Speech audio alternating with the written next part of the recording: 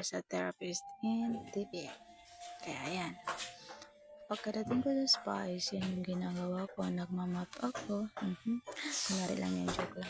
Hindi, nagmamap talaga ako kasi yun yung task ko, yung front. So, kailangan ko linisan yung front before kayo mag-open. Yan yung task ko. So, kaya. Grabe talaga yung pagkakas ko dyan sa map, be. Grabe. Ginalingan ko talaga yun kasi nakatingin yung boss namin sa CCTV. Joke lang po. Tapos kung mag-map dyan, syempre, babanluan ko yung map. Ayan na nga, nilagyan ko lang yung map ng Zonrox. Kanina ko yung pinakita kung paano ko nilaban yung map. Pero ayan, laban ko yung map. Nilagyan ko siya ng Zonrox para hindi siya manangay. And then, after po yan, ikot ng katiin at taas.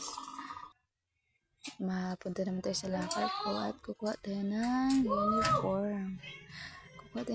Kasi kailangan na natin mag-transform because it's already 1 p.m. na.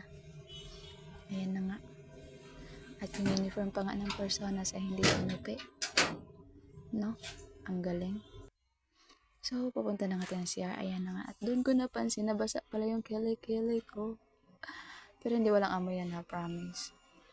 Siyempre, alagang diyo yan. Charot.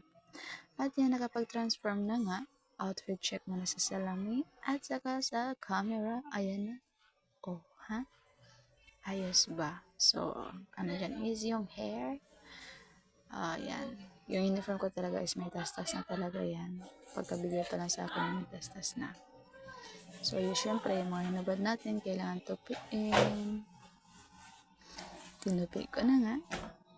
At saka parang nawala pa yung medyas ko dyan, kaya parang medyo natagalan pa ako. Tupi as in roll. Tupi, roll daw. Charot. Tupi, roll. Pagkatapos ko nga yan, guys, mga personas, palabas na tayo CR at naghahanap ako ng pwesto para mapagsuotan ko ng medyas kasi hindi ako makapagsuot yan sa CR. So, yan na nga. Doon na nga lang ako sa likod sa my kitchen area namin. Yan. O, diba? Sinuot ka na nga ng medyas yung malaking paa ng ali. Kung makalaki. Charot. Kasi para matago yung luya natin dyan. After nyan, mag-ayos tayo ng hair. Kasi bawal kasi yung nakalugay, guys. Dapat malinis yung hair mo. Dapat talaga. Hipit as in. Tali talaga. Dapat walang nakalugay. Kaya yan.